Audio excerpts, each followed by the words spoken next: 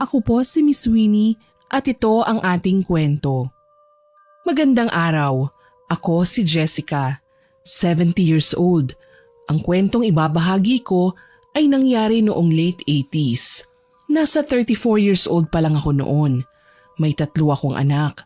Maaga po akong nabiyuda. Ang aking yumaong asawa ay namatay pagkatapos atakihin sa puso. Ang naging dahilan ng maaga niyang paglisan ay kasakiman ng mga mayayamang nakatira sa aming bayan. Nang pairali nila ang pagiging gahaman sa lupain na pagmamayari namin.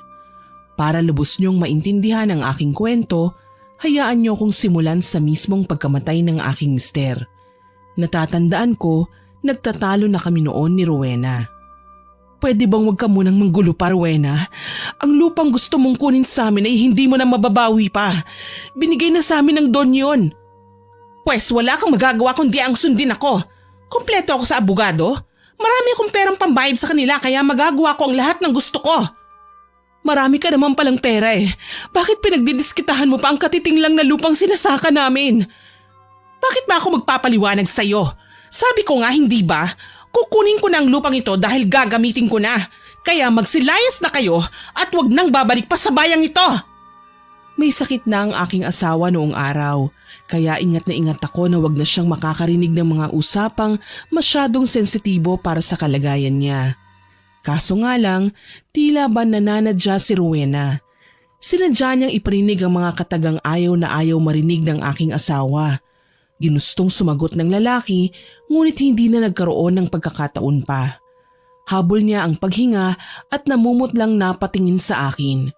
Umagos ang luha sa aking mga mata nang makita ang pagbagsak ng aking asawa sa lupa. Sapo niya ang kanyang dibdib. Tumirik ang kanyang mga mata, tsaka humigit ng malalim na paghinga sabay laylay ng kanyang ulo. Ramil! Sigaw ko noon. Alam kong inatake na sa puso ang mister ko. Nanginginig na dinaluhan ko siya at makailang beses na sinubukang gumising. Subalit nanlalambot lang siya at hindi na gumagalaw pa. Nanlilisik ang mga matang tiningala ko si Rowena na nakapamewang pang pinagmasdan kami ng aking asawa. Imbis na kabahan, tila ba nairita pa sa nakitang pagkataranta ko. May gana pang umarte ang asawa mo? Ang galing ah! Kahit mamatay pa siya ng tuluyan, hindi na magbabago ang aking desisyon na bawiin ang lupaing kinatitirikan ng bahay niyo. Hayop ka! Wala ka ng karapatang kunin ang lupang pinatabanan namin. Matagal nang binigay ng ama mo ang lupaing ito. Oo nga, binigay na niya. Pero wala kayong pinirmahan na kasulatan at pwede ko pang bawiin ang totoong akin. Pinatay mo ang asawa ko. Wala ka ng lupang mababawi pa. Hayop ka! Makikipagpatayan ako sa'yo. Sa akala mo ba natatakot ako sa'yo? Hoy Jessa, baka nakakalimutan mo. Mga palamunin lang kayo ng ama ko noon. Palamunin? Talaga? Sino ba itong uuwi na lang at maghahatid ng sakit ng ulo sa tatay niya? Hindi ba't ikaw yon? Ama ko ang pinag-uusapan natin. Anak niya ako at lupain niya ang inaangkin mo. Totoong lupain ni Don Juan ang lupang sinasaka ng aking asawa. Dahil sa kanila kami lumaki at sila na ng kanyang asawa ang kinikilala kong mga magulang. Lahat ay aking ginawa, maipakita lamang ang pagmamahal para sa kanila. Hindi malapit si Rowena sa kanyang mga magulang. Nanatili lang siya dito sa probinsya nang yumao na ang mag-asawa. Sabi nga ng mga tsismosa sa amin, mukhang pera daw ang babae. Ang habol lang ay ang mga ari-arian ng kanyang mga magulang na binigay ng mag-asawa sa mga dating empleyado nila bilang pasasalamat. Tapos ngayon, basta na lang siyang darating at babawiin ang mga ito. Halimbawa na lang ang lupain namin na pinagmumulan ng aming pangkabuhayan. Kahit kailan, hindi mo tinuturing na magulang ang mga amo namin. Akin na ang titulo! Wala kang makukuhang papeles. Pwes, kung ayaw mong ibigay, kukunin ko ng sapilitan. Ang kapal talaga ng mukha mong babae ka. Ikaw ang may makapal na muka. Lumapit sa akin si Rowena at hindi man lang nag-aalala na natuluyan na ang aking asawa. Alam ko naman na pwede pa sana naming dalhin sa ospital ang lalaki pero tila hindi tao ang babaeng kaharap ko. Lantaran niya akong sinaktan sa harapan pa mismo ng 3 anak ko. Nagsisiiyakan pa ang mga bata dahil sa takot nang makita ang pagkabayolente ni Rowena. Talagang kakalbuhin kita, babae ka! Wala akong pakialam kung mamatay ka na kasama ng asawa mo! Gahaman ka, Rowena! Hindi mo na pagmamayari ang lupaing nasa amin! Mababawi ko ang lahat dahil may pera ako. Kayang-kaya kitang ipakulong anumang oras ko naisin. Kaya kong ilagay ang buhay mo sa palad ko para paglaruan. Hindi ka Panginoon, Rowena. Walang iya ka. Masahol ka pa sa demonyo. Wala kang awa. Nakipaggulungan sa akin si Rowena sa lupa. Nabitiwan ko si Ramil at inatupag ko ang pakikipagsabunutan kay Rowena. Kahit sa ganitong paraan man lang, makaganti ako sa kanya. Kaso lang, sadyang sanay din ang babae sa pakikipag-away. Nagawa niya akong sampalin ng ilang beses hanggang sa pakiramdam ko na magana ang aking pisngi. Dala ng galit, nagawa ko siyang itulak at sabuyan ng buhangin sa muka. Napasigaw siya sa sakit ng mapuwing. Hindi ako nagpatinag. Dadampot pa sana ako ng bato ng mga sandaling yon. Pero may nagtatakbo papalapit sa akin at pinigilan ako na gawin ang dapat sana ay krimen na magagawa ko bilang ganti. Ate Jessa, wag! Pabayaan mo na ako, Yana. Igaganti ko lang ang kuya mo. Bakit? Anong nangyari kay Kuya Ramil? Pinatay siya ni Rowena. Wala akong pinapatay, babae ka. Ang lakas naman ng loob mong pagbintangan ako. Inatake ang asawa mo sa puso. Pwede ba tumahimik kayong dalawa? Nag-iiyakan ng mga bata, oh. Si Kuya hindi niyo man lang sinugod sa ospital. Inuna niyo pa talaga ang pagtatalo niyo. Ano ba naman yan? Yana, makinig ka kasi. Hindi man lang nag-atubili ang babaeng yan na sabihin ng mga katagang nais pakawalan ng kanyang bibig. Hindi man lang niya inisip ang mararamdaman ng kuya mo. Alam mo naman na may sakit siya. Hingal na hingal kong sigaw. Puno na rin sa luha ang aking mga mata. Galit na galit ako dahil hindi ko man lang magawang kumilos para itaboy si Rowena. Pumalahaw na lamang ulit ako nang may dumating na mga tanod at pinagtulungan buhati ng aking asawa. Si Rowena naman tila isang kontesa, taas noo pa ring naglalakad. Hindi man lang siya nag-aalala na may mga tao siyang nasaktan dahil sa kanyang ginawa. Ginugol ng asawa ko ang buhay niya sa lupaing ito. Saan pa kami mapupunta kapag pinaalis kami rito? Humagulgol ako ng alalayan ako ni Yana papalapit sa kinaroroonan ng aking asawa. Hindi ko alam kung saan ako nagkulang. Ate, isasama nila sa bayan ng katawan ni Kuya. Ipapaimbalsa mo namin siya. Hindi na umabot ang kuya mo, Yana. Namatay siya nang hindi man lang naisusugod sa ospital. Kasalanan nito ni Rowena. Patawad, wala akong nagawa. Ate, tama na. Kahit ano pang gawin nating pagwawala, patay na si Kuya. Hindi niya kinaya. Huwag ka nang umiyak. Hindi ka namin sinisisi. Ramil. Daing ko. Hindi ko matanggap na dahil sa lupain, namatayan ako ng asawa. Ilang beses ko mang pangaraping bumalik ang nagdaan, alam kong wala na akong magagawa pa. Kaya naman mas lalo pang bumuhos ang aking luha nang ihatid namin sa huling hantungan si Ramil.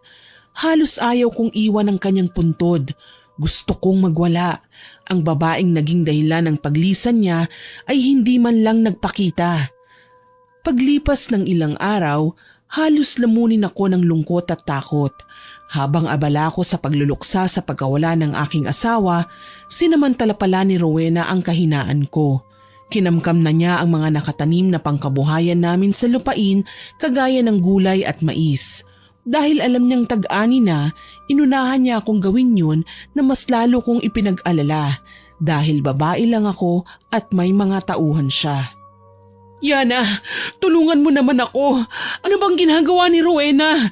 Tinatapakan na niya ang karapatan ko bilang may-ari ng lupain. Hindi ko alam kung anong nangyayari, ate. Pero basta na lang siyang nagpapunta ng mga tao sa bukid para maani ang mga tinanim niyong mag-asawa. Ubod talaga ng sama ang babaeng yan. Papatayin ko siya. Maghunos dili ka, ate. Sa tingin mo ba, matutuwa si Kuya Ramil sa nakikita niyang kamiserablehan niyo ngayon? Huwag mong ilagay sa kamay mo ang batas. Kailangan nating ipaalam sa pulis ang ginagawa nila. Tutulungan mo ba ako, Yana? Hindi ko na alam ang gagawin ko. Gulong-gulo na ako. Magbihis ka, ate. Sasamahan kita sa estasyon. Irereklamo natin si Rowena. Ganun nga ang ginawa namin ng hipag ko matapos ihabilin sa kapitbahay ang 3 kong anak. Labis na lang ang pagpapasalamat ko dahil hindi ako kailanman iniwan ni Yana. Nagsilbi siyang lakas ng aking loob sa mga panahong wala akong magawa. Saglit akong nawala sa aking kamalayan nang mawala ang aking asawa. Ang totoo niyan, napapabayaan ko ang aming mga anak. Ngayong inaalalayan ako ni Yana, naisip kong pagkakataon ko na para lumaban. Ang hirap ng walang matakbuhan sa totoo lang. Akala ko nga, mababaliw na ako ng tuluyan. Pero kinailangan kong magpakatatag. Ako na lang ang inaasahan ng aking 3 supling. Isinumbong namin ang ginawa ni Rowena sa aming hepe. Umaasa ako na papanigan niya kami at itataboy ang mga tauhan ni Rowena. Ang kaso lang, nanlumo kami ni Yana nang sabihin sa amin ni Hepe na may karapatan si Rowena na pakialaman ang aming lupain dahil ang titulo ay hindi pa naililipat ang pangalan sa amin. Nakapangalan pa rin kay Don Juan na pwede pa raw pakialaman ng babae. Laglag ang balikat na umuwi kami ni Yana sa bahay. Alam mo ate, wala na siguro tayong magagawa kundi isuko ang lupaing ito. Alam ko na minahal niyo ni kuya ang lugar na ito, pero pwede naman kayong sumama sa akin sa kabilang bayan eh. Mag-isa lang ako sa bahay. Palagi din akong wala dahil pumapasok ako sa eskwela. Minahal namin ng asawa ko ang lugar na ito, Yana. Bakit basta na lang kukunin ni Rowena ng walang dahilan? Kami ang nauna dito eh. Ate, isipin mo na lang ang mga anak mo. Kung patuloy kang makikipaglaban, alam mong dihado ka. Baka mamaya hindi lang itong maisip ni Rowena na gawin sa inyo. Ayokong dumating ang panahon na kayo naman ang mga pamangkin ko ang ililibing dahil lang sa pinaglalaban niyo. Sobra na kasi siya, Yana. Tinapaktapakan na niya ang pagkatao ko. Wala na akong ibang maisip na gawin kundi ang gantihan siya. Kumalma ka ate, hindi naman sa lahat ng pagkakataon nasa ibabaw si Rowena at palaging masaya. Darating din ang araw, malulugmok siya. Hindi ko na alam, Yana. Naguguluhan ako. O sige, hahayaan na muna kita ngayon ate. Pag-isipan mo yung sinabi ko ha. Salamat, Yana. Tumayo na si Yana at nagpaalam sa akin na uuwi na. Alam ko naman na labis na nag-aalala sa akin ang aking hipag. Nahihiya lang kasi ako na maging pabigat sa kanya. Matagal nang walang mga magulang sina Yana. Magkatuwang sila ni Ramil sa buhay kaya pinahahalagahan nila ang isa't isa. Nang magpakasal naman kami ng aking yumaong asawa, hindi pa rin kami pinabayaan ni Yana. Kahit na alam niyang wala kaming maitutulong para masuportahan ang pag-aaral niya, naging mas malawak ang pangunawa niya. Humiga ako sa kama ng gabing yun at inalala ang mga nangyari sa akin sa mga nagdaang araw. Habang nakatulala sa kisame, nakarinig ako ng mga katok mula sa labas ng bahay. Jessa! Iha! Nariyan ka ba? Sino yan? Si Manang Lena ito, Iha. Kailangan kitang makausap. Bumangon ako at agarang sinilip ang aking mga anak sa kabilang kwarto. Mahimbing na silang natutulog. Mapait akong napangiti tsaka sila kinumutan bago ko lumapit sa pinto. Pinagbuksan ko si Aling Elena. Aling Elena, gabi na. Ano pong ginagawa niyo rito? May dala akong konting bigas at tuyo, Iha. Naisip ko kasi wala kayong kasama dito sa bahay. Nais ko sana kayong samahan. Ang bait niyo naman, Aling Elena. Sino ba naman ang magtutulungan kundi tayong mga mahihirap lang, hindi ba? Pinagdaanan ko na ang nararanasan mo ngayon. Kailangan mo lang magpakatatag. Ang mga kagaya ni Rowena, hindi dapat nakakaranas ng kasiyahan. Kailangan silang magdusa. Napalis ang aking ngiti sa sinabi ni Aling Elena. Hindi kaila sa akin ang tunay niyang kakayahan bilang isang mambabarang. Marami na siyang binigyan ng karamdaman at kahit kailan hindi ko naisip na gantihan si Rowena sa ganoong paraan. Aling Elena, alam niyo naman po ang sagot ko, hindi ba? Alam ko, Iha. Ang sa akin lang, huwag mong kalilimutan na kapag hindi mo na kaya, narito ko para tulungan kang bigyan ng leksyon ng babaeng yan. Matagal ko na din siyang hindi gusto. Pang-ilan ka na ba sa mga taong inapi niya? Hindi lang ikaw ang nakatikim ng kasamaan niya. Alam ko po yon, pero hanggat maaari kailangan ko munang hanapan ng solusyon sa normal na paraan. Ngumiti lang sa akin si Aling Elena. Alam kong matagal na niyang gusto na gantihan namin si Rowena. Pero may takot ako sa Panginoon at hindi ko maaatim na talikuran ang aking paniniwala bilang Kristiyano. Sana lang makaya ko pa ang lahat ng ginagawa sa akin ng babaeng yun. Hindi na din naman ipinilit ni Aling Elena ang gusto niya. Sa katunayan, magkatabi kaming natulog sa kama. Hindi na din naman siya iba sa akin eh. Hindi pa kami na ikakasal ni Ramil noon, kilala na namin ng matanda. Sa katunayan, siya ang takbuhan namin sa tuwing may nararamdaman kaming masama sa aming katawan. Marunong manggamot si Aling Elena. Kaya niya kaming dasalan at pagalingin sa makalumang paraan. Kinaumagahan, bumangon ako at nagtungo sa kusina. Nauna na sa akin si Aling Elena, nagsalang ng tubig sa lutuan at nakaabang sa labas ng bintana. Oh, gising ka na pala, iha. Oho, Aling Elena. Aalis po pala ako ngayon. Bakit? Saan ka pupunta? Sa bukid po, magtatanim ako ng mais para naman po may maani tayo sa susunod na 3 buwan. Mabuti pa nga. Huwag kang mag-alala at babantayan ko muna ang mga bata hanggat hindi pa dumarating si Yana. Salamat po, Aling Elena. Walang anuman, iha. Kahit papaano, nagpapasalamat din ako dahil may mga kakilala at kapitbahay ako na may mabubuting puso. Kahit na alam nila na may pinagdadaanan ng aking pamilya, tinutulungan nila ako at hindi pinababayaan. Kaya naman ginagawa ko ang lahat, wag lang maging pabigat sa kanila. Bago pa ako makaalis sa bahay, dumating na si Yana. Kasama niya ang nobyong si Jake, ang anak ni Rowena. Ate, nandito na kami. Magandang araw ho, Ate Jessa. Nahihiyang wika sa akin ng binata. Alam ko naman kung ano ang dahilan at medyo naiilang sa akin si Jake. Pero hindi naman ako kagaya ng iba na isa lang ang kinamumuhian pero dinadamay ang iba. Wala namang kinalaman si Jake sa away namin ni Rowena. At bago pa man kami nagkaaway ng babae, nagpupunta na talaga si Jake sa bahay. Halika Jake, tuloy ka. Jake, wag mong isiping galit ako sa'yo. Hindi mo naman kasalanan ng nanay mo eh. Natutuwa nga ako sa'yo eh. Kasi kahit anong pagbabawal ni Rowena sa'yo na pumunta dito sa bahay namin, hindi ka pa rin nagpapaapekto sa kanya. Ate, nahihiya kasi ako sa pinaggagawa ni Mama. Hayaan mo na. Ang mahalaga, okay kayo ni Yana. Tayo, okay tayo, hindi ba? Salamat ate. Napakabuti mo. Wala yon. O paano, iwan ko na muna kayo ha? Kailangan kong asikasuhin ng maisan eh. Ngumiti lamang sa akin ang magkasintahan. Alam kong magiging okay din ang lahat dahil maganda ang simula ng aking umaga. Sisipol-sipol pa ako nang makarating sa maisan. Wala na ang mga naunang naitanim namin ni Ramil dahil kinuha ni na Rowena nang hindi nagpapaalam. Pero hindi ako papayag na magpasindak na lang sa kanya. Magtatanim pa din ako hanggang sa magsawa siya sa ginagawa niyang pansasalbahe sa akin. Sa kalagitnaan ng aking pagtatanim, napatigil ako nang mamataan na papalapit si Rowena sa akin.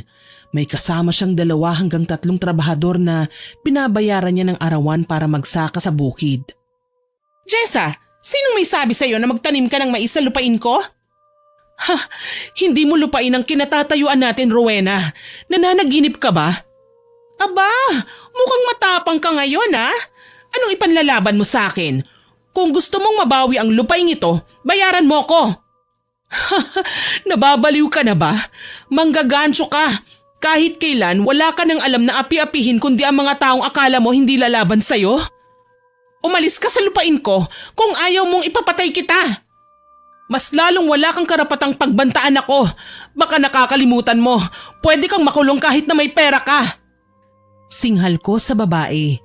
Inis na ako pero kailangan ko lang kalmahan.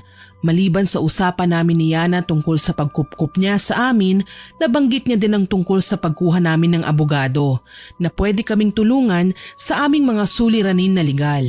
Kailangan ko lang mag-ipon ng ebidensya nang sa ganun magawa ko ng dungisan ng pangalan ni Rowena nang tigilan na niya ako. Ano bang ipinagmamalaki mo? Yang hipag mo na nilalandi ang anak ko? O ang anak kong uto-uto na mas piniling kumampi sa hampas lupang kagaya mo? Pareho, pero nakakatawa nga dahil sa kasamaan ng ugali mo, hindi ka man lang magawang pakinggan ng anak mo. Alam niyang mali ang ginagawa mo kaya hindi kanya kinakampihan. Buti na lang talaga, hindi demonyo ang anak mo kagaya mo. Sa labis kong gulat, nanlisik ang mga mata ni Rowena. Inagaw niya ang itak na hawak ng isa sa kanyang mga trabahador. Itinutok niya ito sa akin. Ang tapang mong pagsalitaan ako ng mga ganyang bagay? Sa akala mo ba natutuwa ako sa'yo? Maski ang Diyos, hindi natutuwa sa ginagawa mo. Mabuti nga sa'yo, namatayan ka kagad ng asawa dahil sa ugali mo. Sa pagkakataong yun, uminit din ang ulo ko. Matatanggap ko ang lahat ng panlalait niya sa akin, wag niya lang idamay sa usapan ng aking mister na pumanaw din naman dahil sa kagagawan niya. Nagdilim ang aking paningin at gakuto na lamang ang sukat ko sa itsura ni Rowena. Yung paghakbang ko nga papalapit sa kanya ay hindi ko na alam kung malayo ba o malapit sa bilis kong makarating sa kinatatayuan niya. Walang sabi-sabing sinakal ko siya na ikinataranta niya maging ng mga kasamahan niya sa sakahan. Hayop ka! Talagang kahit ang mga taong sumakabilang buhay dinadamay mo pa sa kagagawan mo? Pwes ikaw nang sumunod sa kanila! Aray! Pitiwan mo ako! Hindi ako makahinga! Wala akong pakialam. Ang mahalaga, mamatay ka na! Tulungan niyo ako! Nagtangkang lumapit ang tatlong trabahador pero mas lalong humigpit ang hawak ko sa leeg ni Rowena. Sige, subukan yung lumapit. Talagang tutuluyan ko ng babaeng ito. Ano ba, Jessa? Pitiwan mo ako! Nagkagulo na nga sa sakahan.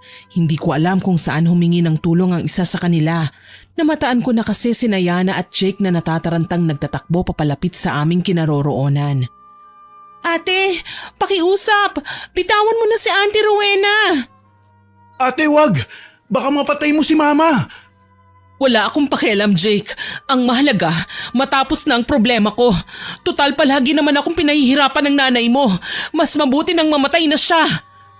Ikaw ang makukulong, ate. Isipin mo na lang ang mga anak mo. Pakiusap, makinig ka naman sa akin. Napaiyak ako at dahan-dahang binitiwan mula sa pagkakasakal si Rowena. Muntik na akong maging kriminal dahil sa kanya. Nanghihinang dinuro ko si Rowena. Maging si Jake ay napansin kong masama ang tingin sa kanya. Bakit ba napakahayop mo, Rowena? Ma, ano na naman bang ginawa mo? Naririnig mo ba ang sinasabi mo, Jake? Muntik na akong patayin ng babaeng yan. Kasalanan niyo naman eh. Kung hindi ba naman kayo sumugod dito sa bukid? Natural lang na magpunta ako sa bukid dahil pagmamayari na natin ito. Ma, pwede ba? Ilang beses nang pinaintindi sa'yo ni Lolo na may mga lupain siyang binigay sa matatapat na taong nagsilbi sa kanila ni Lola. Kasama ang lupain ito sa binigay niya. Bakit niyo ba pinipilit ang hindi na pwede?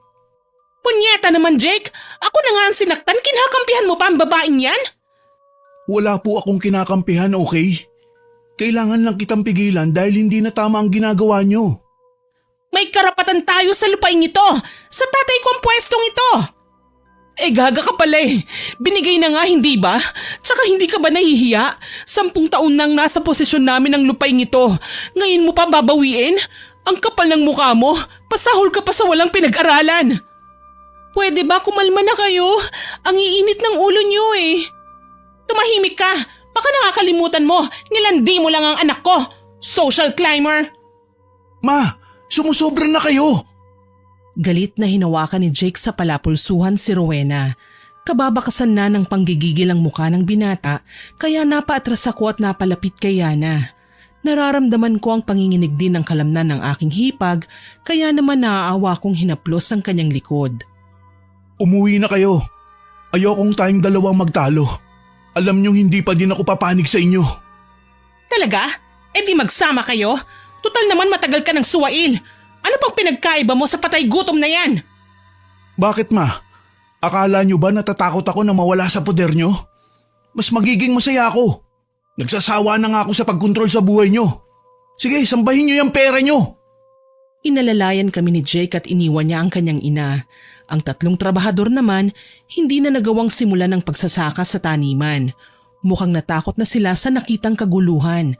Akala siguro nila magiging malaya sila sa kung ano man ang nais nilang gawin dahil baka kung ano ang ipinangako sa kanila ni Rowena. Ngayong nasaksihan nila ang gulo, alam kong wala nang sino man ang magtatangkang pakialaman ang aming lupain. Kaso lang, hindi ko naman inaasahan na gaganti sa amin si Rowena. Isang araw, habang nagpapakain ako sa aking mga anak, nagulat kami nang makarinig ng putukan. Nagkatinginan kami ni Yana at natataranta nang mapagtantong kami ang punteriya ng mga naglulusutang bala. Bigla kaming yumuko, niyakap ko ang bunso kong anak habang siya naman dinipa ang sarili at pinrotektahan ng 2 ko pang anak. Nanginginig sa takot na nanatili lang akong nakadapa habang nasa ilalim ang 1 taong gulang ko palang na anak. Tansya ko, mga 30 segundo din ang tinagal ng putukan bago na nahimik. Kasabay nun ay ang pagharurot ng 2 motorsiklo. Alam kong umalis na ang mga masasamang loob, kaya kaagad akong bumangon at sinuri kung ayos lang ba ang lahat ng mga kasama ko sa bahay. Napaiyak ako nang makitang nadaplisan ako sa braso. Yana, ayos lang ba kayo ng mga bata? Ungol lang ang sinagot sa akin ni Yana, kaya kinakabahan na akong lumapit sa kanya. Karga ko ang batang labis ko namang pinagpapasalamat na ligtas sa bisig ko. Nanlaki ang aking mga mata nang makita siyang duguan. Yakap ang 2 batang naliligo na din sa pulang likido. Nakaawang lang ang aking labi, kaya naman nang humahangos na dumating si Jake ay gayon na lang ang naging palahaw ko. Ate, nakarinig ako ng putukan. Kumuha lang naman ako saglit ng panggatong. Ang ingay kanina. Ano nangyari? Ayos lang ba kayo? Yana! Yana! Diyos ko! Diyos ko! Ano bang nangyari? Ate! Ang mga bata! Mas lalo akong nanghilakbot nang makita ko ang 2 batang yakap ni Yana. Hindi lang pala sila duguan, kundi tinamaan na din ng bala. Nanginginig na sumigaw ako, humihingi ng tulong habang dinadaluhan ang aking hipag at 2 anak. Yana! Jake, tulungan natin ang mga anak ko at si Yana. Pakiusap, mga kapitbahay, tulungan niyo kami. Yana! Diyos ko! Huwag kang pipikit! Ang mga bata, ate, patawad. At nawalan na ng malay si Yana na mas lalo kong ikinasindak. Mabuti na lang, rumesponde kaagad ang aming mga kapitbahay. Halos lahat ay nasindak sa kanilang nakita.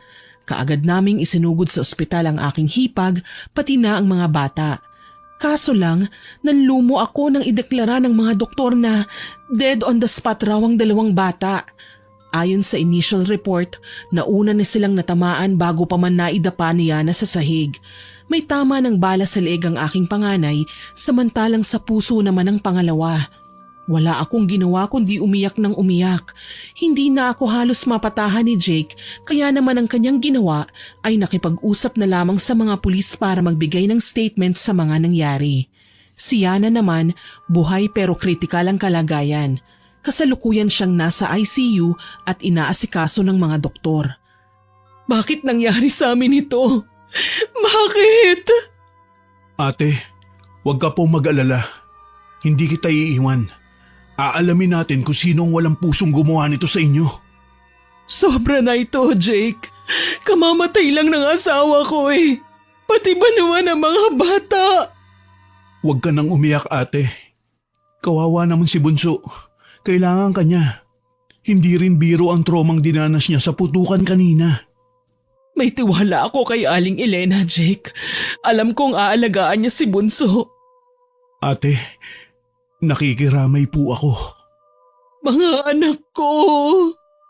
Umiyak ako nang umiyak hanggang sa wala na akong mailuha. Hindi ko matanggap na maging ang aking mga anak ay pinagkaita ng pagkakataon para mabuhay. Kay lupit ng taong gumawa nito sa amin. Halos buong araw akong tulala. Hindi ko mapagdesisyonan ang gagawin sa labi ng aking 2 anak, kaya naman si Jake na ang umalalay sa akin. Inasikaso niya ang mga kailangan ayusin hanggang sa maipwesto sila sa aming munting sala para sa lamay. Matamlay akong nakatanaw sa malayo. Malalim ang iniisip. Nag-aalala naman na lumapit sa akin si Jake. Ate Jessa, huwag ka naman masyadong malungkot. Hindi matutuwa ang mga anak mo kapag nakikita kang ganyan. Ano ko tatahan, Jake? 2 kabaong ang nasa harapan ko ngayon. Kailan lang nang lisanin ng aking asawa ang mundo? Bakit kailangan sumunod ka agad ng 2 kong anak? At si Yana, paano na? Hanggang ngayon nasa ICU pa din. Hindi pa nagigising. Ano na ang gagawin ko? Naiintindihan kita, ate. Lalo na't saksi ako sa mga nangyari. Pero sana po wag mong sukuan ng iyong sarili. Kailangan ka pa ng isa mong anak at ni Yana. Hindi ko naman kayo pababayaan, ate. Gusto ko na ding matapos ang buhay ko, Jake. Wala na akong rason para manatili sa mundo. Ayokong maiwan. Ate, wag ka naman magsalita ng ganyan. Magdasal tayo. Magtiwala na magigising din si Yana. Malakas siya at makakayang lagpasan ng pagsubok na ito. Kailangan siyang operahan, Jake. Ni pambayad sa ospital, wala akong madukot sa aking bulsa. Alam mo naman na said ako. Kagaya ko, pinunasan din ni Jake ang kanyang luha. Alam kong nasasaktan din siya sa mga nangyayari. Pero pareho lang kami na walang mapupuntahan. Huwag mo nang isipin yun, ate. Ako nang gagawa ng paraan para dun. Pakiusap. Tatagan mo ang loob mo. Magiging okay din ang lahat. Maraming salamat, Jake. Isa ka sa nagpapalakas ng aking loob. Ayokong pati ikaw saktan ng kung sino man. Sana mag-iingat ka palagi. Wika ko sa kanya. Niyakap lang ako ni Jake kaya naman mas lalong lumakas ang aking hagulgol. Masakit man, kailangan kong maging malakas. Hindi lang ako ang nawalan. Kailangan pa ako ng isa kong anak. Hindi ko hahayaan na pati siya ay mapahamak dahil sa aking mga pinagdadaanan. Makalipas ang ilang araw, inihatid na din namin sa huling hantungan ng 2 bata. Halos ayaw ko silang pakawalan nang ibinabaon na sila sa lupa. Pero nagsilbing gabay ko ang tapang at lakas ng loob na ipinakita sa akin ni Jake. Bilib lang talaga ako sa kanya dahil hindi niya taglay ang kasamaang meron ng kanyang ina. Umulan ng hapong yon pagkatapos ng libing. Unti-unti nang nagsisialisa ng mga nakikipaglibing hanggang sa ako na lamang ang naiwan.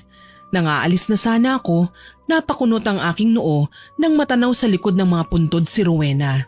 Tila ba nakaabang at naghihintay lang ako na umalis. Naningkit ang aking mga mata. Inalala ang nangyaring trahedya, ilang araw na ang nakararaan.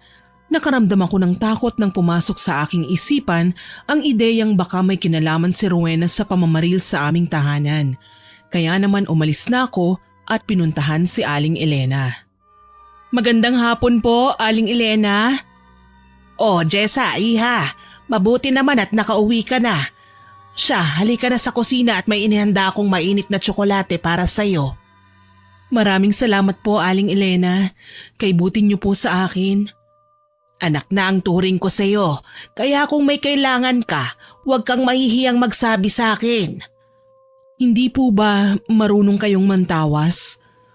Bakit? Sinong ipapatawas mo? Gusto ko lang pong malaman kung sino ang taong gustong magpapatay sa amin. May gusto lang po sana akong patunayan.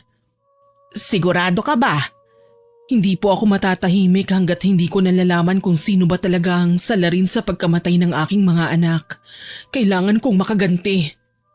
May pwede ka bang pagdudahan sa mga kakilala mo? Meron po, Aling Elena. Sige, kung ganon, isulat mo ang buong pangalan nila sa papel. Kailangan malinaw ang bawat letra. Sige po. Kaagad kong sinulat ang mga pangalan ng naiisip ko sa papel. Pati na apelyido isinama ko. Maya-maya pa, ibinigay ko ito kay Aling Elena. O siya, maghanda ka ng planggana at lagyan mo ng tubig at asin, iha. Heto na po, Aling Elena. Maupo ka sa unahan. Huwag na huwag kang lilikha ng ingay. Sige po. Ang mabuti pa, isara mo na muna lahat ng bintana. Kailangan kasi walang kahit nakatiting na liwanag na makikita habang isinasagawa natin ang ritual. Ginawa ko ang lahat ng inuutos niya sa akin. Kinakabahan ako. Unang pagkakataon na gawin ko ang bagay na ito. Kaya naman hindi ako mapakali. Pakiwari ko, malaking kasalanan sa Panginoon ang ginagawa ko. Kaya naman habang nag-oorasyon si Aling Elena, panay naman ang pagdarasal ko. Shh! Huwag kang maingay, Jessa! Ha? Hindi naman po ako nag-iingay. Anong hindi? Nagdarasal ka. Nawawala ng epekto ang kapangyarihan ko. Mamaya ka na magtawag ng mga santo at santa. Hayaan mo na muna akong gawin ang mga kailangan kong gawin. Ganun po ba? Pasensya na po. Sige na, at magsisimula na kasi ulit ako. Sige po. Muling sinimula ni Aling Elena ang orasyon niya. Nung una ay tahimik lamang hanggang sa maging bulong. Tapos papalakas ng papalakas. May mga garapon siyang inaalog na naglilikha ng ingay.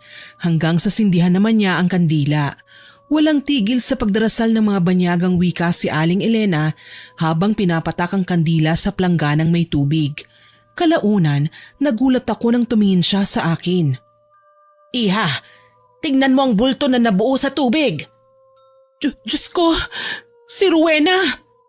Sinasabi ko na nga be, halang din ang kaluluwa ng babaeng yan. Walang iya siya. Nagawa niyang ipapatay ang pamilya ko. Nagawa niyang pumatay ng inosenteng mga bata. Maghunos dili ka, Jessa. Lahat ng galit pwede mo yang ilabas. Sa tamang pagkakataon, huwag gayon. Anong gusto niyong gawin ko, Aling Elena? Hayaan na maging malaya ang hayop na pumatay sa mga anak ko? Pwede naman tayong gumante sa ibang paraan. Baka nakakalimutan mo. Marunong akong lumikha ng mga karamdaman na imposibleng malabanan ng mga doktor. Saglit akong natigilan sa kanyang sinabi. May punto si Aling Elena. Sa pagkakataong ito, hindi ko na kailangan makipagsugatan kay Rowena para lang makaganti. Kailangan ko siyang ipabarang. Sabihin niyo po sa akin kung anong kailangan kong gawin. Magkasakit lang ang babaeng yan, Aling Elena. Kailangan ko ng kahit na anong bagay na pagmamayari niya, Iha. Huwag kayong mag-alala, Aling Elena. Kukunin ko ang kahit na anong bagay na may koneksyon sa kanya. Hindi ka magsisisi, Iha. Ngayon pa lang, ipagdiwang mo na ang iyong paghihiganti. Dahil sa mga darating na araw, magdurusa si Rowena. Habang naglalakad ako pa uwi, paulit-ulit kong inaalala kung tama ba ang naging desisyon ko na ipabarang si Rowena. Hindi ko pa ito nagagawa kaya kabado ako. Kahit na masyadong naging masama sa akin ang babae, pakiwari ko, nandaya na ako sa paraan ng pagganti ko sa kanya. Pero kapag hindi ko naman ginawa ito, mananatiling buhay si Rowena at mas marami pa siyang masasaktan sa kanyang pagiging gahaman. Pagdating ko sa bahay, naghanda ako ng mga damit na dadalhin sa ospital. Kailangan ko pang bantayan si Yana. Ilang araw na siyang walang malay at labis na akong nag-aalala sa kanya. Sana nga lang magising na ang aking hipag. Saktong naglalagay ako ng mga damit niya sa bag nang makita ko ang nakatuping damit ng dalawang namayapa kong mga anak. Maluha-luha akong niyakap ito at saka hinalikan. Mga anak, konting paghihintay na lang ha. Ngayon alam ko na kung sino ang naging dahilan ng pagpanaw niyo. Hindi ko na palilipasin ang pagkakataon na ito para makaganti sa kanya. Sinira niya ang buhay natin. Hindi man lang tayo binigyan ng pagkakataong magkasama. O ate, nariyan ka pala. Jake, naparito ka. Kukuha lang po sana ako ng mga damit ni Yana. Umiiyak ka ba? Hindi ko naman maiwasang hindi umiyak, Jake. Alam mo kung gaano kahalaga sa akin ang mga anak ko. Pero binawi sila sa akin. Magbabayad ang mga dapat na magbayad. Ate, naiintindihan naman kita. Pero sa ngayon, kailangan nating unahin si Yana. Kinausap ako ng mga doktor kanina. Oopera na siya at pinaghahanda tayo ng 150,000. Ganong kalaki? Saan naman tayo kukuha ng ganyan? Diyos ko, Jake, ang laking halaga ang kailangan nating pag-ipunan. Alam kong masama tong gagawin ko, ate. Pero kailangan ko ng kumilos. Mahal na mahal ko si Yana. Hindi ako papayag na mawala siya sa akin. Ano bang gagawin mo, Jake? Uuwi ako sa bahay. Alam ko naman na hindi ako bibigyan ni Mama ng pera eh. Kaya lolooban ko ang tindahan namin. Aniya, Totoo ngang masama ang magnakaw, pero swapang at gahaman naman si Rowena. Isang malaking dagok sa kanya ang gagawin ni Jake at hindi ko siya pipigilan. Hahayaan ko siya na pagnakawan ng sarili niyang ina. Pwede ba kitang samahan? Ate, ayoko mapahama ka. Kung ako lang, hindi naman ako sasaktan ni Mama. Anak niya pa rin ako kahit papano. Hindi naman ako magpapakite. Gusto ko lang na makasiguradong okay ka. Sa huli, walang nagawa si Jake kundi ang payagan ako na sumama sa kanya. Kabado kaming nagtungo sa bayan noong gabing yun. Kakaunti lamang ang mga tao. Wala na ring nakakapansin sa amin hanggang sa makarating kami sa pwesto ng malaking tindahan sa tapat ng bahay nila. Alam kong mali ang ginagawa namin, pero ewan ko ba, minsan talaga sa buhay natin may mga naiisip talaga tayong gawing mali. Tila ba sanay na din si Jake na umakyat sa bakod tsaka nagtungo sa tindahan.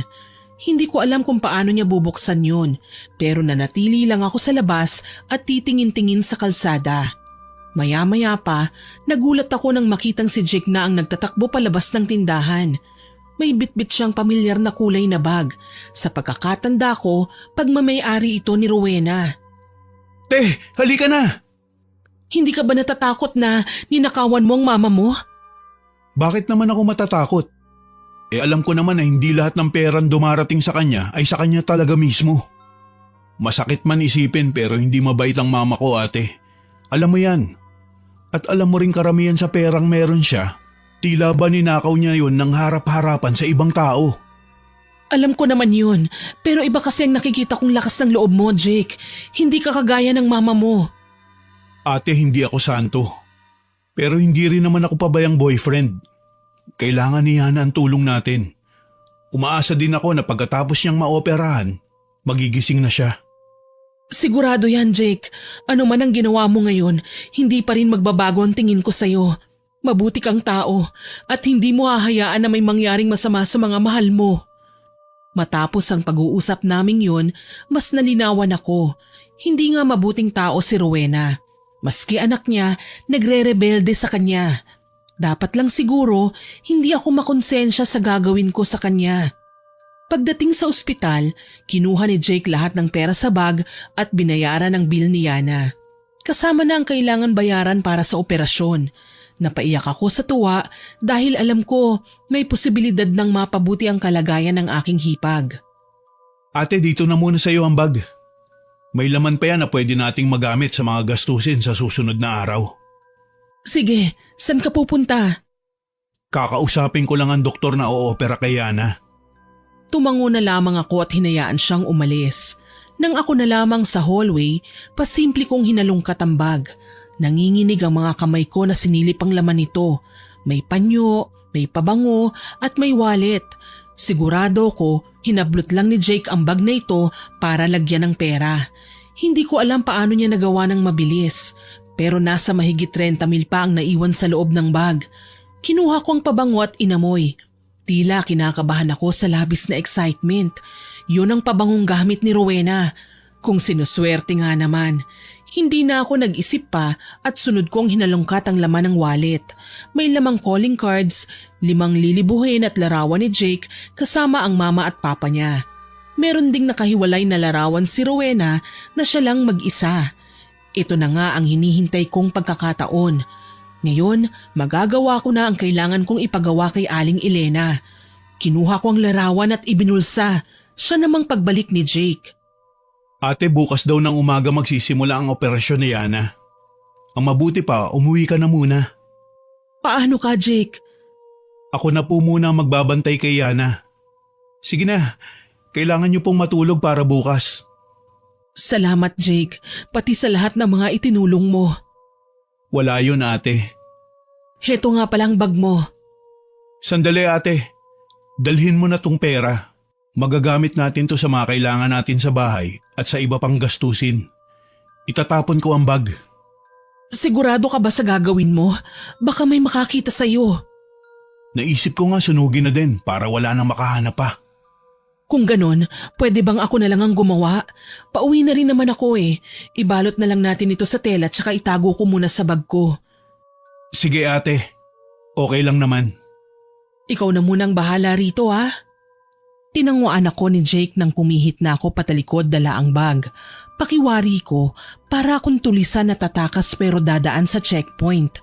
Maging sa pagbati ng gwardya, kinakabahan ako. Nakalagpas naman ako at nakauwi ng matiwasay. Kahit papaano, alam kong magiging ligtas na si Yana. Ang kailangan namang magdusa ay si Rowena. Niyakap ko ang aking anak nang dumating ako kina Aling Elena. Kahit papaano, nasasanay na ang bata sa kanya. Hindi ko lang maiwasang malungkot kapag naaalala ko ang ate at kuya niya. Kay babata pa nila para mawala sa mundo, pero ipinagkait na sa kanila ang pagkakataon na makipagsapalaran pa.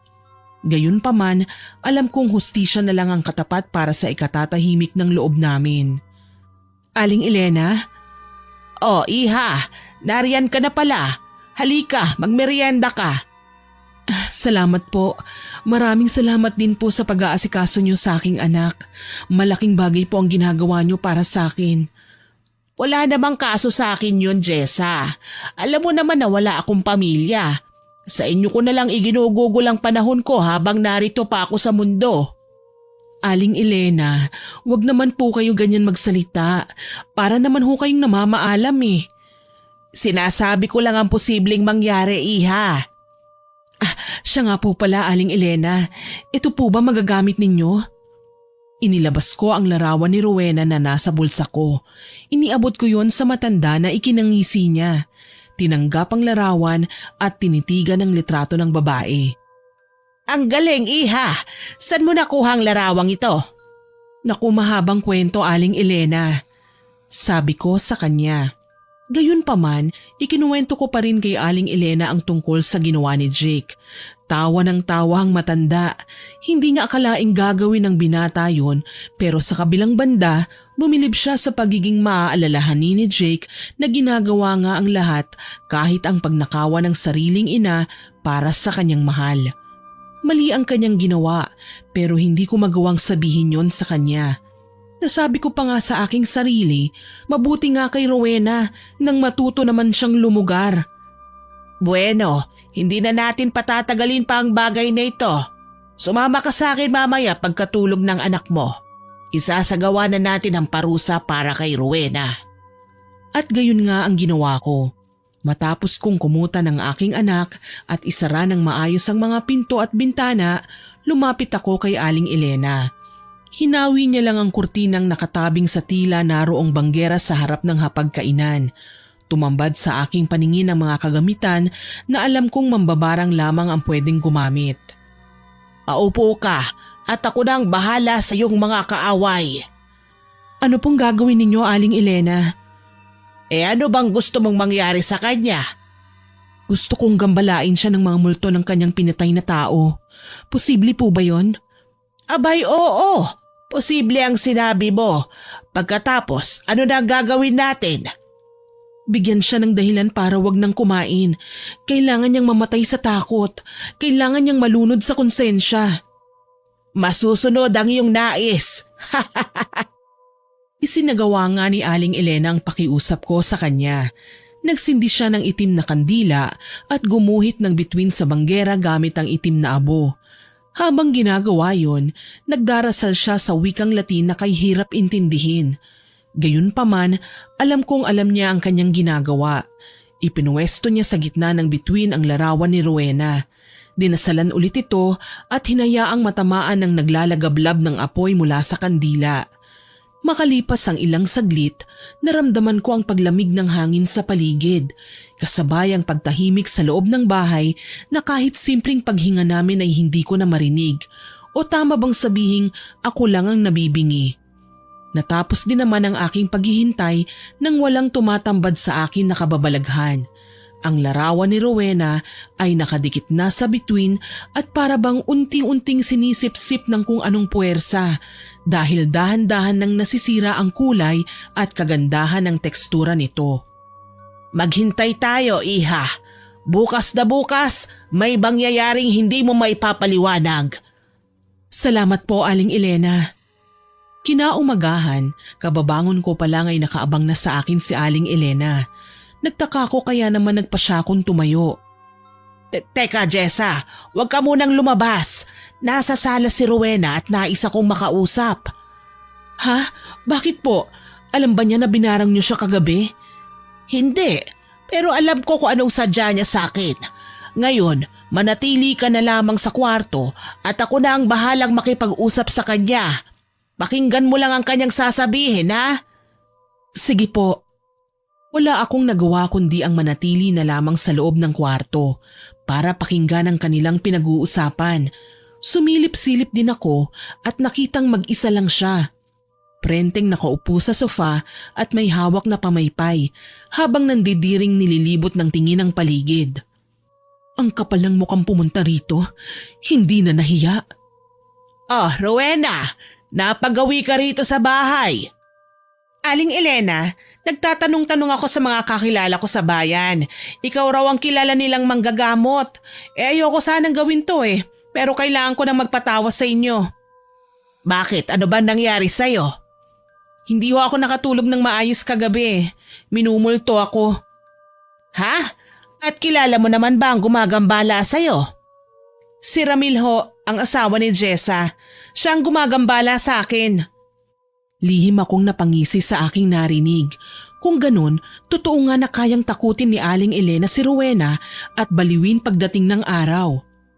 Bakit ka naman mumultuhin ang isang taong namatay? May nagawa ka bang kasalanan sa kanya? Wala. Wala ho akong kinalaman sa pagkamatay niya. Pero ako ang sinisisi niya. Sinakal pa niya ako kagabi kaya hindi ako nakatulog hanggang mag-umaga. Alam mo, Iha, hindi ko kasi magagawang gamutin ka ng tama kung hindi mo sasabihin sa akin ang lahat ng nilalaman ng puso mo at pati na ang mga alam mo na ginawa mo. Hindi naman ako doktor na paracetamol lang ang katapat ng sakit ng ulo mo. Ano ho bang gusto niyong gawin ko? Baka may lihim ka na pwede mong ipagtapat sa akin. Sa pamamagitan nun, magagawa kong hanapan ng solusyon ang pagkagambala mo sa gabi. Sigurado kayo? Magagawa niyo yon? Magbabayad ako. Kahit magkano, wag lang akong gambalain ni Ramil. Walang iya talagang Rowena na yan. Pati si Ramil, idadamay niya sa kagagahan niya. Talagang maghahalo ang balat sa tinalupan kapag nagkamali pa siya ng pagsasalita ngayon. Nanggigigil kong sabi. Naging seryoso na ang mukha ni Rowena kaya ikinalma ko ang aking sarili. Hindi niya pwedeng malaman na narito ako sa bahay ni Aling Elena. Tahimik na lamang ako na nakinig sa kanilang usapan. Hindi ako tunay na anak ni Mama Aling Elena. Ang totoo niyan, anak ako ni Papa sa ibang babae. Ang babaeng yun ang dahilan kung bakit hindi ako lumaki sa poder ng aking ama. Hindi naging maganda ang aking kabataan sa piling ni Mami Ginawa niya akong bayolente. Naisip ko na rin magandang ehemplo yon para hindi ako basta-basta apihin ng sino man. Anong kinalaman ito kay Ramil? Wala siyang kinalaman, Aling Elena. Nagkataon lang na nariyan siya nung nagtalo kami ng asawa niya. Kay Jessa ako galit. Bakit ganun na lang ang galit mo kay Jessa? Anak si Jessa ng babaeng dati ay naging kasintahan ni Papa. Hindi sila nagkatuluyan dahil ang nais nilang mapangasawa ng mga magulang ni Papa isang mayaman at sopistikadang babaeng kagaya ni Mama. Saglit na nang wala si Papa sa komposisyon. Nagrebelde siya at nakipag one night stand sa aking ina. Di kalaunan, nabuntis nga ang aking mami. Dahil nga maimpluwensya ang aking lolo at lola, si Mama pa din ang kanyang napangasawa. Pagkatapos, nabuntis nga si Mami sa akin, mag-isa niya akong inasikaso. Pero nalaman nila Mama at Papa ang tungkol sa akin. Gusto nila akong kunin, pero ayaw pumayag ng aking Mami. Pinirahan niya si Papa para suportahan ang lahat ng pangangailangan naming dalawa. Habang ginagawa yun, inaalalayan niya naman ang nanay ni Jessa na tunay niyang minamahal. Nakapag-asawa din ng babae ng magbubukid pero nagkasakit at maagang namatay. Sumunod na pumanaw naman ang ina ni Jessa dahil sa kahirapan. Kaya inako na ni Papa ang responsibilidad sa kanya at tinuring nila si Jessa na parang tunay na anak. Wala naman ako nakikitang problema doon. Bakit kailangan mong pagdiskitahan si Jessa? Pinamanahan siya ni Papa ng lupain. Ang pinapangarap ko pang makuha noon. Sa lugar na to ako nabuo. Malaki ang importansya nito sa buhay ko. Sa ganung alaala, naiisip ko na pinangarap din nila ako na hindi ako isang unwanted child. Pero mas pinapahalagahan pa ni Papa si Jessa kahit hindi niya kadugo ang babae. Talagang minamahal niya. Samantalang ako, nagkita kami nang magkasakit siya. Yun pa ang unang pagkakataon na nagkalapit kami ni Papa. Kung susumahin, walang kasalanan si Jessa sa nangyayari sa buhay mo. Ikaw ang hindi nakapagpigil. Kung ako sa'yo, ibalik mo ang lupa na para talaga sa kanya. Hindi mo na pagmamay-ari yon. Hindi pwede, Aling Elena. Marami na akong sinakripisyo. Marami na akong batas na nilabag para lang mabawi ang lupa. Hindi ako papayag na ibalik lang ito basta sa kanya. Anong ibig mong sabihin? May ginawa ka pang iba maliban sa pangaagaw sa lupa? Wala ho akong ginawa. Ano ba? Bakit ba tinatanong niyo ako ng mga bagay na hindi ko naman dapat sinasabi? Sinabi ko naman sa inyo na magbabayad ako kahit magkano, hindi ba? At sinabi ko naman na kailangan kong malaman ang mga problema na nanggagaling sa puso mo. Nang sa gayon, magawa kitang tulungan sa kahit na anong paraan. Sa labis naming pagkagulat, umalis nang walang lingon likod si Rowena. Ni hindi na siya nag-abala pang magpaalam kay Aling Elena na noon ay tulala lamang na nakatanaw sa kanya. Kaagad naman akong lumabas sa aking pinagtataguan at kinausap ang ginang. Anong nangyari, Aling Elena? Gusto kong sabihin niya sa akin na may kinalaman siya sa pagpatay sa mga anak mo, pero mukhang natakot siya, iha. Maaawa na sana ako sa kanya, Aling Elena. Hindi naging maganda ang kabataan niya. Pero anong magagawa natin? Siya ang gumawa ng hakbang para maging miserable ang buhay niya. At lalong hindi ako papayag na maging malaya siya habang hindi naging mabuti ang pinagdaanan namin ng aking pamilya. Alam mo naman na nasa tabi mo lang ako, iha. Gagawin ko ang makakaya ko, maipaghiganti lamang ang pamilya mo. Nang araw na yon, nagpunta muna ako sa maisan para manguha ng luya. May mga pananim naman kasi kaming luya doon na hindi pa natutunto ni Rowena. Abala ako sa pagkubkob nang makarinig ako ng sigaw mula sa aking likuran. Anong ginagawa mo? Paano ka nabuhay? Anong sinasabi mo? Takang-taka ako kasi kababakasan ng pagkasindak ang mukha niya habang nakatingin sa akin. Parang hindi ako ang Jessa na nakita niya. Parang iba. Humakbang ako papalapit sa kanya. Mas lalong nataranta si Rowena. Tila ba hindi nga niya ako nakikilala? Dahil sa aking natuklasan, pinili kong sakyan ang kanyang kabaliwan. Layuan mo na ako! Maawa ka! Hindi ka na naawa? Bakit pati mga anak ko, dinamay mo sa kasakiman mo? Patay ka na, Ramil! Layuan mo na ako! Wala kang makukuha kung ano sa akin! Wala? Kaya kitang patayin ngayon, alam mo ba? Si Jessa lang ang kailangan ko, pero nadamay lang ang mga anak mo. Silang namatay sa halip na si Jessa. Siya ang dapat na mawala. Tangang mga inutusan ko eh. Hindi ko alam na isasama nila sa mamamatay ang mga batang walang kamuang-muwang. Gabi-gabi kong pinagsisisihan ng bagay na yun eh. Bakit pa kailangan mo akong guluhin? Patahimikin niyo na ako! Sinampal ko ng marahas si Rowena na ikinagising niya sa pagdi-daydream. Gulat na gulat siya nang tumambad ako sa harapan niya. Ang inaakala niyang si Ramil kanina ay walang iba kung hindi ako. Alam ko naman na may kinalaman na ang pambabarang na ginagawa ni Aling Elena sa pagwawala ni Rowena.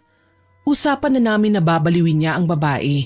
Hindi ko lang inaasahan na ganito katindi ang kanyang daranasin. Nang makita ko ang aktwal na nangyari sa kanya, hindi ko alam kung matutuwa pa ba ako. Pinlano mo ang pamamaril ng mga lalaking yun sa bahay namin? Ikaw ang utak? Anong klaseng tao ka, Rowena? Pinapatay mo ang mga anak ko. Dinamay mo sila sa kasakiman mo. Wala silang kasalanan sa'yo. Wala akong alam sa sinasabi mo. Tsaka bakit ka ba nandito? Lupain ko na to. Nabawi ko na ito sa'yo. Hindi mo mababawi ang lupang matagal lang sa akin, Rowena. Huwag mo nang ipilit ang gusto mo. Wala kang karapatang manduhan ako. Bakit? Nagagalit ka dahil binigyan ako ni Don Juan ng pamana? Ang dami mo ng ari-arian. Tapos itong kakarampot lang kukunin mo pa? Wala ito sa kalingkingan ng yamang meron ka. Mahalaga sa akin ang lupaing ito. Talaga? Bakit? Dahil anak ka sa labas ni Don Juan? Nanlaki ang mga mata ni Rowena. Alam kong hindi niya inaasahan ang aking mga sinabi. Marahil, hindi siya makapaniwala na alam ko ang mga bagay na sinabi ko sa kanya. Bakit alam mo ang bagay na yan? Sa tingin mo ba may katotohanan ng lahat ng alam mo tungkol sa akin? Sinabi ba yan sa'yo ni Aling Elena? Hindi ugali ni Aling Elena na ikwento ang kahit na anong impormasyon na alam niya sa iba. Pero ikaw ang nagkakalat ng mga bagay, ng mga lihim mo na pwedeng gamitin ng kaaway mo laban sa'yo. Nababaliw ka na ba? Huwag kang hangal, Jessa. Wala kang alam tungkol sa akin. Hindi mo ako personal na kilala. Talaga? Hindi kita kilala? Alam mo kung sino ka, babae? Isa kang mamamatay tao. Kriminal ka. Gahaman at magnanakaw. Hindi totoo yan. Huwag mong itatanggi ang mga bagay na alam mong ginawa mo. Hayop ka. Pinatay mo ang mga anak ko. Singhal ko sa kanya at agaran siyang sinugod. Hindi na nakapiyok si Rowena nang mabagsik ko siyang pinagsasampal at sinabunutan. Halos kalbuhin ko si Rowena dahil sa labis na galit. Iningudngud ko ang kanyang muka sa lupa at hinayaang magsugat-sugat ang kanyang balat. Bitawan mo ko! Salbahe ka! Ikaw ang salbahe. Demonyita ka. Walang yaka. Mamatay ka na! Jessa, itigil mo na yan! Napaiyak ako nang maramdaman ang pag-aawat sa amin ni Aling Elena. Tigmak sa dugo ang muka ni Rowena. Ano ka ba, Jessa? Akala ko ba may kukunin ka lang? Bakit nakikipag-away ka na? Walang iya ang babaeng yan, Aling Elena. Pinatay niya ang mga anak ko. Inamin niya mismo sa akin. Kahit ilang beses pa niyang aminin, hindi ka na dapat pa nakipag-away sa kanya. Alam mo naman na may ginagawa na akong mga hakbang laban sa kanya, hindi ba? Hindi ko lang ho kasi matiis na hindi siya saktan. Hanggang ngayon, nagagalit pa rin ako dahil nasasaktan ako kapag naaalala ang hirap na pinagdaanan ng aking mga anak. Dapat pa sana silang mabuhay. Tama na. Naiintindihan naman kita, iha. Kaya nga tinutulungan kita, hindi ba? Kumalma ka. Alam kong lahat ng pinagdadaanan mo ngayon may kapalit na kagaangan ng sitwasyon. Pasensya na po, Aling Elena. Nadala lang ako ng aking emosyon. Hindi ko na kasi alam kung anong gagawin ko eh. Nilingon ko si Rowena na noon ay nakaupo na ng pasalampak sa lupa. Humihikbi at tila malayo ang tingin. Maya-maya pa, tumayo siya nang wala sa sarili at lumakad palayo sa amin. Hindi na ako nag-abalang tawagin siya. Total naman, matagal nang masama ang loob ko sa kanya.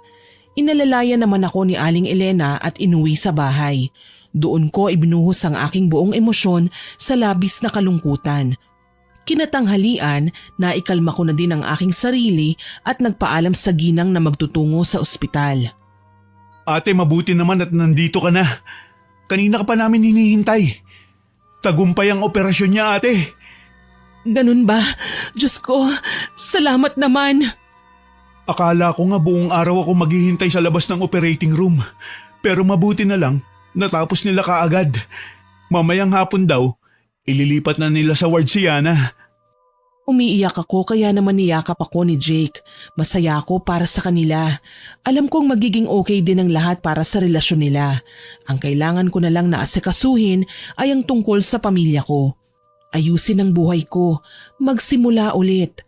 Hahayaan ko na si Aling Elena na gumawa ng paraan para maparusahan ang mapanakit na kagaya ni Rowena. Ngayon ay matitikman na nila ang ganti ng api. Ate, may problema ba? Kanina ka pa mukhang naiiyak eh. Jake, may nalaman kasi kong importante. Hindi ko nga lang alam kung ikatutuwa mo ba o hindi. Bakit ate? Ano yun? Nalaman kong si Rowena ang nag-utos sa mga lalaki na pagbabarilin ng bahay ko. Sinadya niya akong ipapatay pero hindi siya nagtagumpay. Ano? Sigurado ka ba ate? Siya mismo ang nagsabi sa akin, Jake. Nagkumprontahan kami kanina. Inamin niya na ako ang nais niyang ipapatay. Napatalon ako sa gulat nang sinuntok ni Jake ang dingding na nasa aming harapan. Mangiyak-ngiyak na tumabi ako nang makita siyang humahagulgol. Akala ko magbabago na ang tingin ko sa kanya ngayong hindi na siya nanggugulo sa atin. Naisip ko pa nga siguro makikipaglapit na ako sa kanya dahil nagsisisi ako sa ginawa kong pagre-rebelde sa kanya. Tapos ngayong malalaman kong kumitil siya ng buhay dahil lang gahaman siya. Kaya ngayon maghaharap kaming dalawa. Nataranta ako nang makitang umalis si Jake. Wala akong nagawa kundi ang sundan siya sa takot na baka kung ano ang mangyari sa kanya. Sa bahay nila siya dumiretso. Dala ng kasama ko naman ang binata, hindi ako nag-atubiling pumasok sa kanilang bahay. Nasindak kami ni Jake nang maabutan si Rowena na wala sa sarili. Puro sugat na ang katawan. Layuan mo na ako, Ramil! Hindi mo na ako makikilala ngayon! Hindi mo na mumultuhin si Rowena!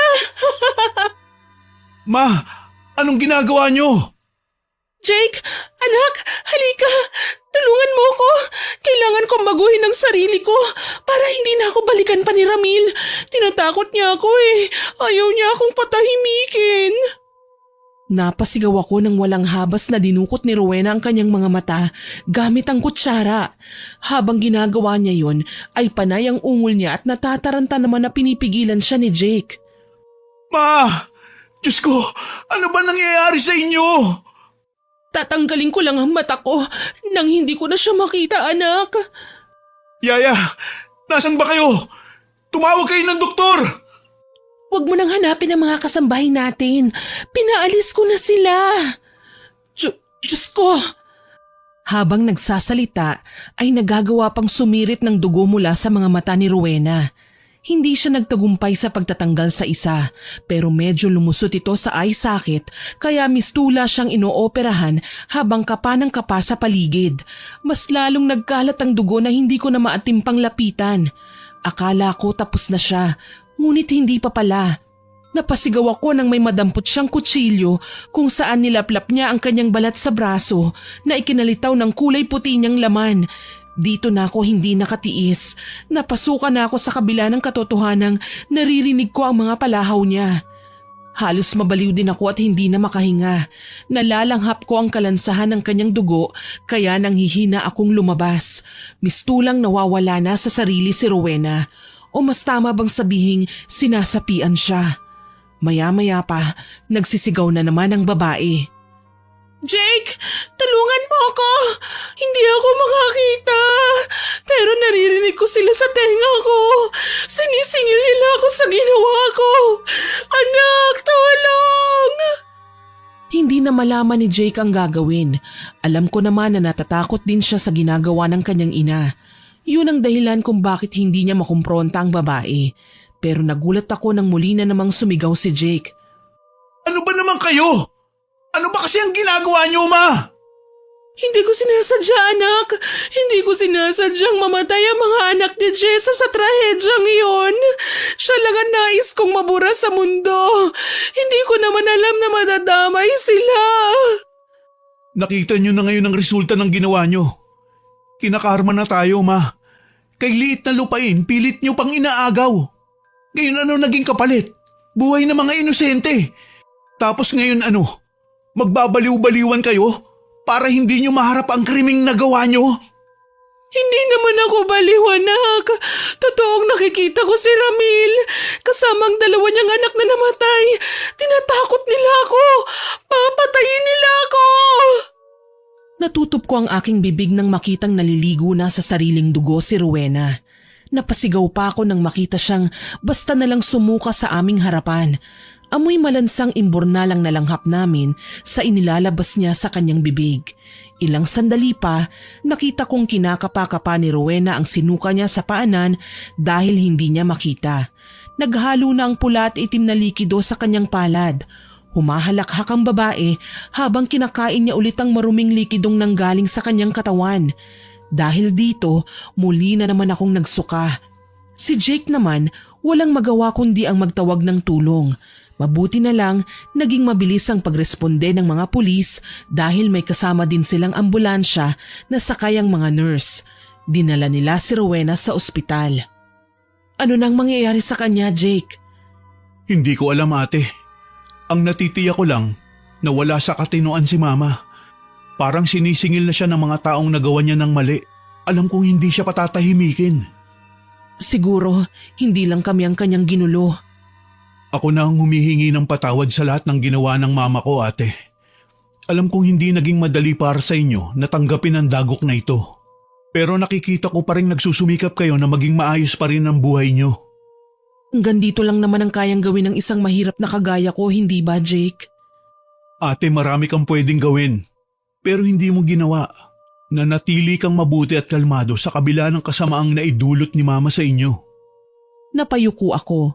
Kung alam lang ni Jake ang kinahantungan ng aking galit, makapaghiganti lang kay Rowena. Nagawa ko siyang ipabarang para lang magdusa sa lahat ng kanyang pasakit na ibinigay sa amin. Pero wala akong balak na sabihin kay Jake ang ginawa ko. Ayokong masira ang samahan namin. Oh, saan ka pupunta? Susunod ako sa presinto. Isusuko ko si Mama, Ate. Magiging okay ka lang ba? Opo naman. Basta, balitaan niyo na lang ako kapag nagising na si Yana. Sige Jake, mag-iingat ka. Dala ng labis na konsensya, ikinuwento ko kay Aling Elena ang aking mga nasaksihan.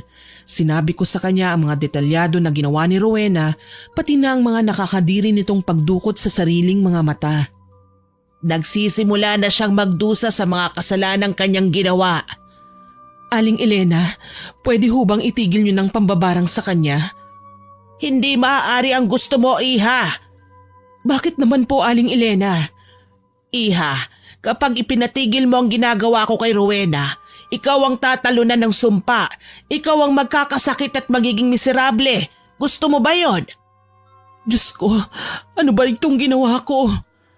Katakutan ko man ang aking ginawa, huli na para magsisi. Nalaman na lang namin na pagkatapos ma-confine si Rowena sa ospital, ililipat siya sa isang mental facility. Nakitaan siya ng senyales ng mental illness at mahaba-habang gamutan para wang gugugulin. Ang kaso nga lang, hindi na siya nakaabot pa sa paglilipat. Hindi rin naman namin siya makasuhan kahit pa napatunayan na ang pagkakasala na kanyang nagawa dahil nabaliw na siya ng tuluyan. Bago pa man siya madala sa mental hospital, nagkagulo ang mga doktor at nurse sa ospital na pinagdalhan sa kanya. Umakyat daw kasi sa rooftop si Rowena at tumalon mula roon. Patay na ang babae nang makuha ang kanyang katawan. Nagluksa si Jake pero itinama niya naman ang pagkakamali ng kanyang ina. Lahat ng tinapakan ng kanyang ina, binalikan niya at isinauli ang mga ari-arian kasama na ang lupain namin. Maraming salamat sa lahat ng tulong mo, Jake. Hinding-hindi ko ito makakalimutan. Sa inyo naman talaga yan, Ate. Kung tutuusin, ako ang tunay na may sala. Ninakawan ko ang tindahan ni Mama pero hindi man lang niya ako pinahuli kahit alam niya ang aking ginawa. Hayaan niyo na yon.